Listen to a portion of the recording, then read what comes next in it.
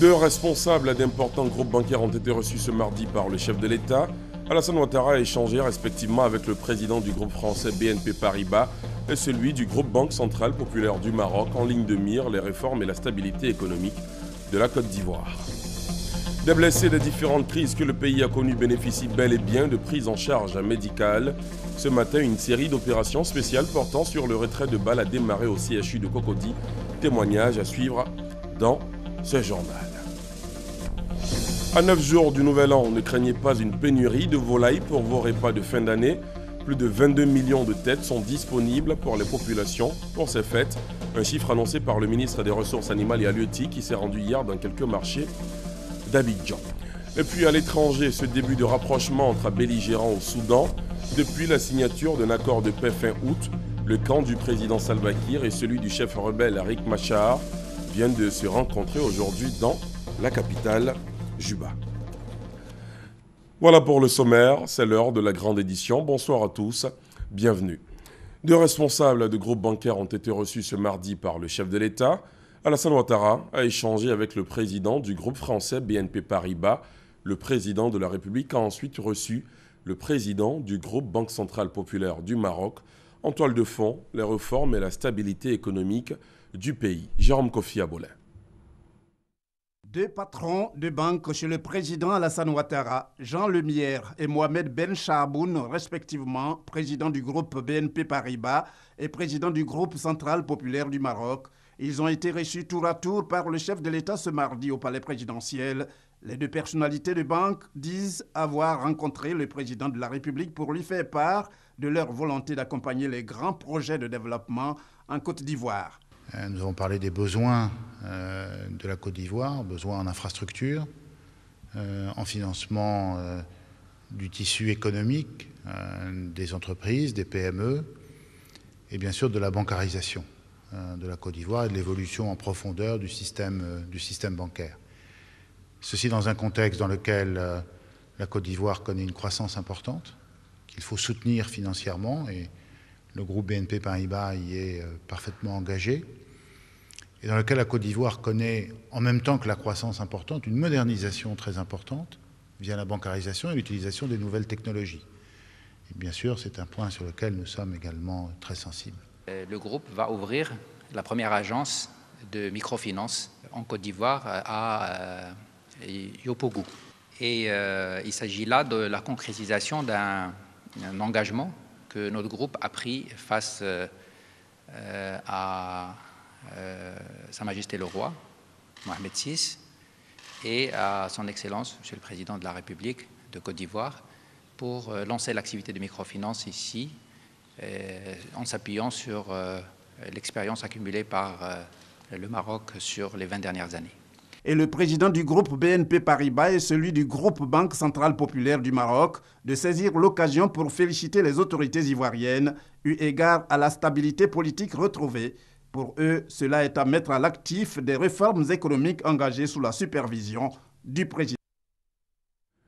Le président Ouattara, souvenez-vous, a participé la semaine dernière à un sommet de la CEDEAO, sommet marqué par la célébration du 40e anniversaire de l'institution à Abuja au Nigeria.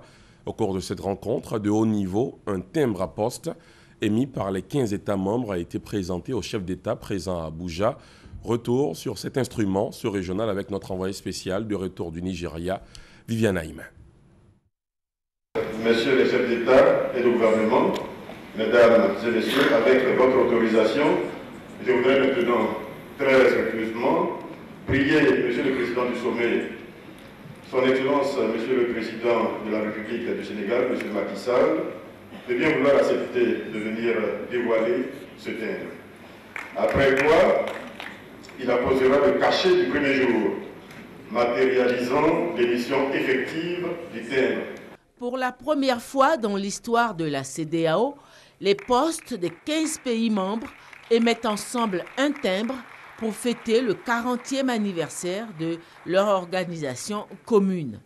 L'initiative est celle de la Conférence des ministres de la Poste de l'Afrique de l'Ouest, la CEPAO. Le timbre qui est imprimé du logo de la CEDEAO et assorti de son slogan en ces deux mots, « Une vision, un destin », a été présenté par le président en exercice de la CEPAO, le ministre ivoirien de la Poste, Bruno Nabagné-Koné, lors de la célébration à Abuja le 17 décembre du 40e anniversaire de l'organisation régionale ouest-africaine. L'initiative de la CEPAO a été applaudie par l'ensemble des chefs d'État présents. Permettez-moi d'abord de rendre un hommage appuyé à mon patron, mon boss, Monsieur le Président de la République de Côte d'Ivoire, le président Alassane Ouattara.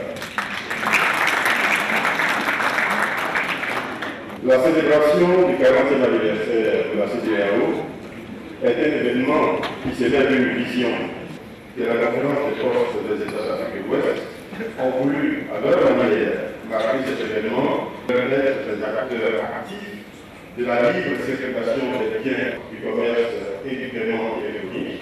S'il est incontestable que le timbre est un puissant diffuseur, un timbre émis en commun par les 15 États membres va véhiculer dans le monde l'image d'une CEDEAO désormais plus forte, plus solidaire. 15 000 timbres, dira le ministre Bruno Nabagné-Koné, ont été imprimés et distribués dans chacune des postes des 15 pays de la CEDEAO. La chefferie traditionnelle des 12 villages qui composent le canton de Niablé apporte son soutien au président de l'Assemblée nationale, soutien qui intervient suite à la récente affaire de mandat d'amener délivré à Paris par une juge française à l'encontre de Guillaume Soro. Le soutien des chefs a été exprimé ce mardi à la rotonde de l'hémicycle au cours d'une rencontre entre le chef du Parlement et une forte délégation venue du canton de Niablé. Michel Digré. C'est en mars 2013 qu'il a été fait prince de la cour royale du canton de Niablé.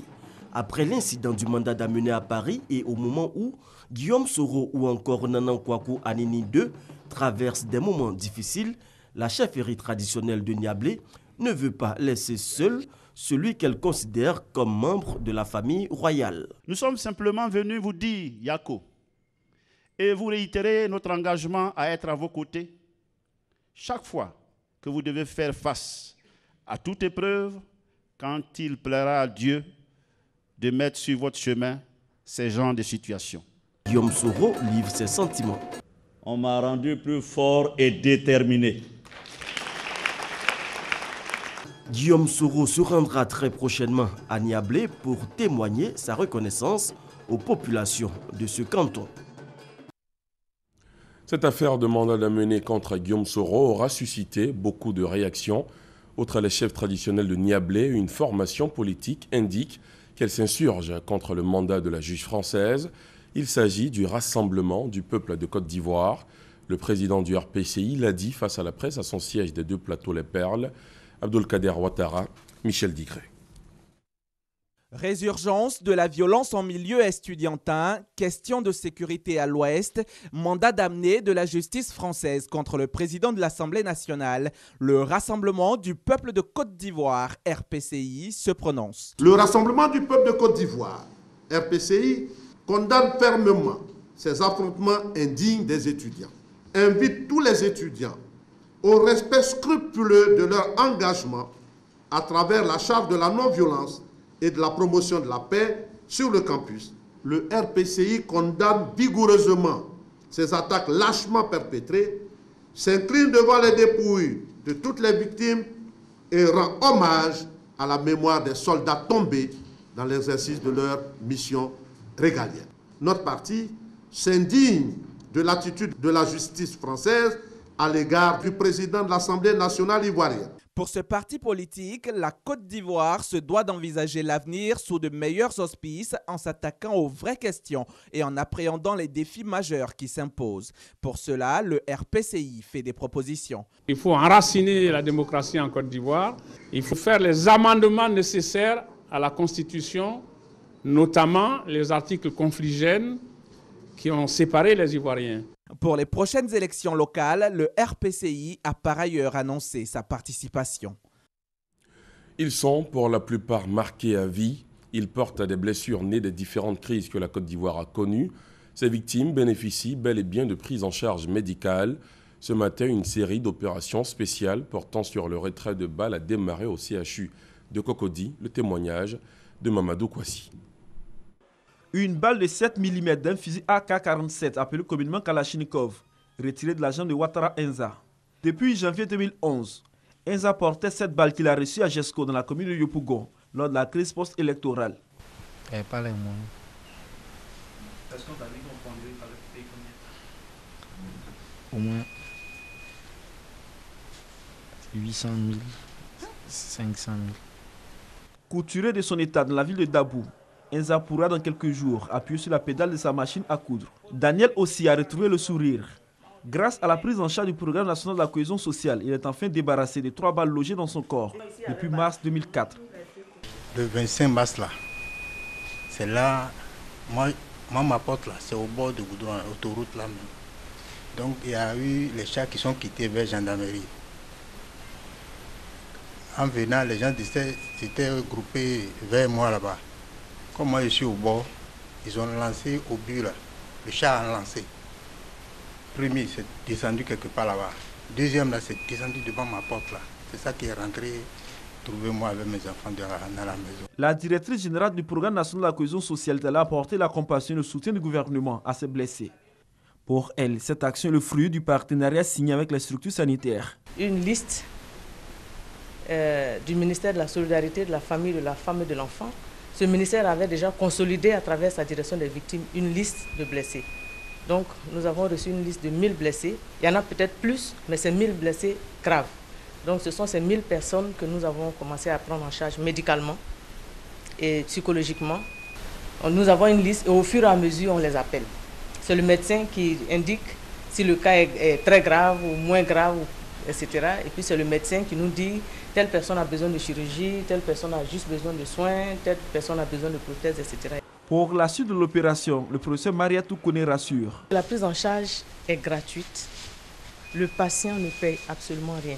Quand il y a quelque chose à payer, et les médicaments et les prestations, c'est le programme national de cohésion sociale qui le fait, à travers le fonds spécial d'indemnisation des victimes qui a été mis en place par son Excellence, Monsieur le Président de la République. Ces interventions chirurgicales constituent la seconde phase de l'opération de prise en charge médicale des victimes.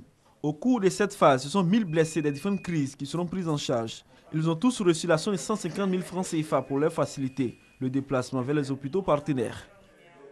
En grève depuis 2 semaines, les greffiers des tribunaux de Côte d'Ivoire ont suspendu leur mot d'ordre d'arrêt de travail. Ils réclamaient notamment l'application d'une loi relative à leur nouveau statut. Selon les responsables du mouvement, le travail devrait reprendre hier lundi, même si les pourparlers sont toujours en cours avec les autorités pour trouver une solution durable à cette crise. Ahmed Traoré, Alexis Ouedraogo. Ils comptaient maintenir leur mot d'ordre de grève jusqu'à avoir satisfaction de leurs revendications. Revendications portant sur l'application d'un décret devant leur permettre de sortir du statut général de la fonction publique pour un statut particulier. Les greffiers de Côte d'Ivoire sont à la tâche dans les différentes juridictions du pays depuis lundi 21 décembre dernier. La reprise du travail est effective. C'est vrai qu'elle est timide par endroits, mais de façon générale, nous pouvons affirmer que la reprise elle est effective. Nous voulons pour preuve qu'au tribunal de première instance d'Abidjan Plateau, nous sommes à plus de 50% de l'effectif qui a repris le travail. Sur une centaine de greffiers, 70 sont à leur poste. Cette démarche, le président du tribunal de première instance d'Abidjan l'apprécie. Après le mouvement de grève qui a été lancé depuis le 8 décembre, les choses progressivement reviennent à la normale. Les audiences se tiennent, vous avez pu le constater avec la visite entreprise auprès du greffier en chef. Le service minimum est assuré. Il n'est pas seul à saluer cette reprise, comme lui, un grand nombre d'usagers de ces services. Pendant 2 semaines, c'était difficile pour nous ici de nous faire établir des actes. Maintenant, on constate une reprise, tant mieux, pour nous les justiciables. Vraiment, je suis contente. Aujourd'hui, on nous a reçus, c'est rentré en ordre. Pour rappel, la nouvelle loi du statut des greffiers a été adoptée par les députés à une session parlementaire. Près de 5 mois après, ne voyant pas le décret s'appliquer, les concernés ont dû recourir à un arrêt de travail pour inviter les autorités compétentes à se pencher sur leurs préoccupations. Un voile vient d'être levé dans le rapprochement entre la Côte d'Ivoire et la Chine. Le visa d'entrée en Chine a été supprimé pour les détenteurs de passeports diplomatiques et de services ivoiriens. L'annonce a été faite par l'ambassadeur de Chine en Côte d'Ivoire. C'était au cours d'une conférence de presse animée par Tang Weibin qui se prononçait sur les initiatives annoncées lors du sommet de Johannesburg au Forum sur la coopération sino-africaine. Les précisions d'Alexis Ouedraogo. Chips de crevettes et nem. L'art culinaire chinois s'est imposé à nos papilles, mais la coopération entre les deux pays ne s'arrête pas à la saveur de ces plats. La Chine œuvre à un partenariat gagnant avec la Côte d'Ivoire. En 2014, près de 900 milliards de francs CFA ont été investis dans différents secteurs d'activité dans le pays. Pour 2016, de bonnes nouvelles en perspective. La première, plus besoin de visa pour les bénéficiaires de passeports diplomatiques ou de services désireux de se rendre en Chine. L'ambassadeur Tang Weibin a annoncé l'appui de la Chine dans le domaine de l'éducation avec l'octroi de bourses d'études gouvernementales ainsi que l'intensification de l'échange des compétences et technologies. La Côte d'Ivoire est parmi les partenaires commerciaux les plus importants de la Chine en Afrique de l'Ouest. Le diplomate chinois a par ailleurs annoncé des projets de développement en cours en Côte d'Ivoire, notamment la construction de barrages hydroélectriques, l'alimentation des populations en eau potable et la réhabilitation de réseaux électriques. Les entreprises chinoises ont coopéré avec la partie ivoirienne dans de nombreux grands projets, notamment en matière d'infrastructures, d'énergie et de télécommunications. Notons que les 4 et 5 décembre derniers, près de 27 000 milliards de francs CFA de prêts ont été promis à l'Afrique lors du 2e sommet Chine-Afrique. La Chine entend repartir ce capital selon les besoins des États. Lancé en décembre 2013 à Annie-Bilécro par le Premier ministre Daniel Kablan-Duncan, les travaux de réhabilitation de l'axe routier Pont-Komoué Annie-Bilécro en passant par Abengourou, long de 87,5 km avancent. 57% des travaux sont déjà réalisés pour un coût de 39 milliards de francs CFA. C'est un projet financé par l'Union européenne et sera livré dans 26 mois. Le ministre des Infrastructures économiques, Patrick Achi, est allé sur le terrain pour s'assurer du bon déroulement des travaux. Abou Sanogo. Élargissement de la voie, planche d'essai sol-ciment, reprofilage lourd et traitement de points critiques, des passages de cours d'eau et des dallots en construction. Un pont achevé. Des caterpillars sont à la tâche. Les travaux de réhabilitation de l'axe Abengourou-Annie-Bilécro avancent. Démarrés en décembre 2013, les travaux sont à 57% de taux de réalisation. L'itinéraire est long de 87 km 500. En parcourant le tronçon allant du pont sur la Komoué à la ville d'Abengourou, le ministre des Infrastructures économiques Patrick Achi a pu s'assurer du bon déroulement des travaux. Le chantier va à un rythme beaucoup plus important que la normale et que nous allons tenir les délais. Le pont Komoué va être également réhabilité. Les études sont en cours, sont financées par les bailleurs de fonds et l'État a l'intention naturellement de le réhabiliter. Financé à hauteur de 39 milliards de francs CFA par l'Union européenne, le projet sera livré dans 26 mois. Ça va être une route qui va être belle et surtout importante pour les habitants. Je pense notamment à ceux d'Abengourou et pour l'activité économique également de cette partie de la Côte d'Ivoire et également d'Abidjan. L'effectivité du projet va mettre fin aux difficultés liées à l'état désastreux de la voie et permettre l'évacuation des produits agricoles. Nous partons très satisfaits de cette visite et on vous donne rendez-vous dans quelques mois pour l'inauguration. Les structures sanitaires des localités traversées par le projet ont reçu du matériel médical de l'Union européenne d'une valeur d'environ 7 millions de francs CFA. Ce soir, on fait également un tour du côté d'Ara, dans le sud-est du pays. Dans cette localité, la jeunesse constitue une frange importante de la population. Mais comme toutes les jeunesses du pays, celle d'Ara est confrontée à un problème d'emploi. Sur place, les jeunes nourrissent l'espoir de voir des solutions émanant des élus et cadres. Un sujet de Jeanne Atoubé. Dans la ville d'Ara, on les trouve dans plusieurs secteurs d'activité. Des jeunes, filles comme garçons, ils sont gérants de kiosques ou de magasins, vendeurs de chaussures, couturières, coiffeuses ou tenancières de petits commerces. Bref, ce sont des acteurs participant au développement économique d'Ara. Et de ces jeunes, on dit beaucoup de bien. Ils sont encouragés parce que j'ai fait la remarque, c'est que les jeunes même du village ont compris qu'il ne faut pas rester les bras croisés. Nous avons des problèmes d'emploi. Voilà. Si nos cadres pouvaient créer des petites entreprises pour que les jeunes puissent avoir de l'emploi, c'est à partir de cela on peut réaliser beaucoup de choses. La réalité est qu'une frange importante de cette jeunesse d'Ara est encore en proie aux vices, à l'ennui et aux besoins. Les uns diplômés à la recherche d'un premier emploi, les autres déscolarisés sans réelle qualification et qui comptent sur l'aide des aînés et cadres, une aide qui d'ailleurs ne vient jamais. Malgré leurs différences de catégorie, les jeunes d'Ara aspirent à la même quête, leur insertion socio-professionnelle pour un relèvement économique. J'ai fait des dépôts d'emploi, enfin on ne m'a pas encore appelé à avoir quelque chose comme un petit emploi. C'est débrouillé pour le moment. C'est tout ce que nous demandons au cadre, mais jusqu'à présent, il n'y a rien. On est là, on regarde. Peut-être que dans l'avenir, ça ira. Vraiment, la majorité ne sont pas heureux. Parce qu'il n'y a pas d'emploi, il n'y a rien, il n'y a pas d'usine. On demande au cadre d'Ara vraiment d'aider les jeunes. Les jeunes d'Ara ne sont pas exempts de reproches. Beaucoup attendent de leurs aînés, cadres et élus, que ceux-ci revoient leur rapport en termes d'aide, soutien et orientation. Certains, fouettés dans leur amour-propre, se sont souvenus du coup de l'héritage que leur ont légué leurs pères. Aujourd'hui, nombreux sont retournés à la terre en espérant que ce ne soit pas un refuge. Ils y sont, mais encore, il faut les encourager. Il faut les encourager. Il n'y a qu'une usine de transformation du bois, une usine de cacao, puis un lycée professionnel. Je crois que, ça sert même beaucoup reconnaissant pour ces jeunes.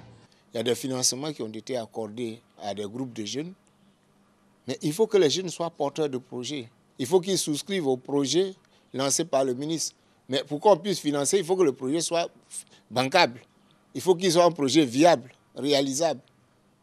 Mais je dis, si vous n'êtes pas inspiré par des esprits sérieux de réussite, vous ne pouvez pas concevoir de projet. Par contre, ceux qui ont pensé s'épanouir, ils ont conçu des projets, ils ont reçu des financements et ça marche bien pour eux. La cacaoculture est le secteur qui occupe le plus de jeunes à Ara. Il porte l'espoir de la relance et la durabilité de la cacaoculture dans cette région. Ara, qui jadis faisait partie de la boucle du cacao. En économie, la Banque Atlantique de Côte d'Ivoire a accordé ce mardi au gouvernement ivoirien un prêt de 26 milliards de francs CFA, une enveloppe pour appuyer la réalisation du projet de train urbain d'Abidjan.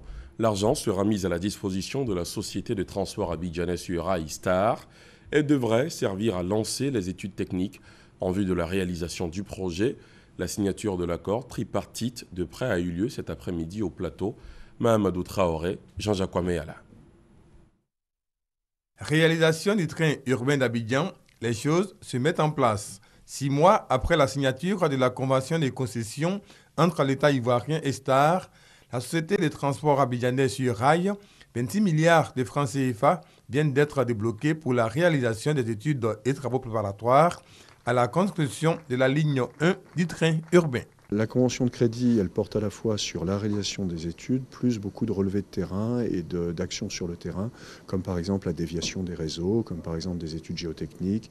Il y a comme ça une liste importante d'actions techniques qui sont nécessaires pour pouvoir à la fois définir le projet de manière plus précise et en même temps arriver à avoir la meilleure qualité de définition possible. Le prêteur, la Banque Atlantique de Côte d'Ivoire, entend ainsi participer au projet de développement socio-économique du pays. Nous sommes très heureux d'accompagner le gouvernement ainsi que le consortium pour ce projet structurant qui révèle une importance particulière aujourd'hui quand on connaît les problèmes de transport que rencontrent beaucoup de nos populations à Abidjan. Ce projet de train urbain d'Abidjan témoigne de la volonté du gouvernement de hisser la Côte d'Ivoire au statut des pays émergents à l'horizon 2020. Les premiers gros coups de pioche devraient intervenir début 2017. C'est un projet très ambitieux et coûteux. Donc l'État va faire en sorte que ces financements très importants soient mobilisés au service donc, des Abidjanais pour résoudre leurs problèmes de déplacement de la vie quotidienne. Une fois réalisé, le train urbain d'Abidjan va permettre de relier la commune d'Anyama à celle de Port-Boué. Chaque train, selon les estimations, va transporter plus de 3000 personnes avec une fréquence de 5 minutes. À 9 jours du Nouvel An, ne craignez pas une pénurie de volailles pour vos repas de fin d'année. Plus de 22 millions de têtes sont disponibles pour les populations pour ces fêtes. Un chiffre annoncé par le ministre des Ressources animales et halieutiques qui s'est rendu hier dans quelques marchés d'Abidjan. Grâce Kando. La volaille est beaucoup prisée, surtout en période de fête. Pour s'assurer de la disponibilité du marché en volaille pour les fêtes de fin d'année, le ministre des Ressources animales et halieutiques a effectué une visite dans quelques marchés du district d'Abidjan. Cette année, plus de 22 millions de volailles sont disponibles sur le marché. Et lorsque vous comparez cela à l'année passée, c'est plus de 7 millions de poulets en plus qui viennent s'ajouter donc aux provisions de cette année. Les poules sont à 3 500 comme d'habitude, les poulets de chair sont à 2 500 francs comme d'habitude. Bon, les poulets africains, c'est le même prix, c'est le même prix homologué, il n'y a pas de changement. Toujours selon le ministre des Ressources animales et halieutiques, la menace de la grippe aviaire n'a pas eu d'impact sur la productivité.